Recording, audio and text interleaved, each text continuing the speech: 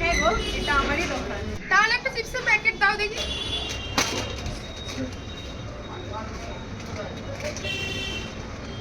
নাও, তুমি একটা চিপসের সাথে এই কোল্ড ড্রিঙ্কসটাও নিয়ে দাও।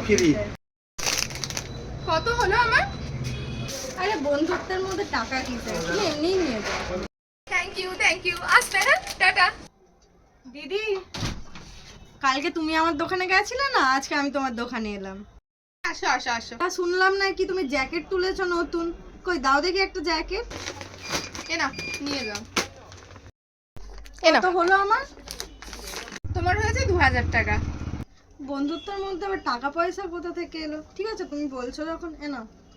আরে আরে না না, থাক থাক, টাকা লাগবে না, আবার আসবে তুমি বরঞ্চ। ঠিক আছে, থ্যাংক ইউ, তাহলে আসছি। কি হলো?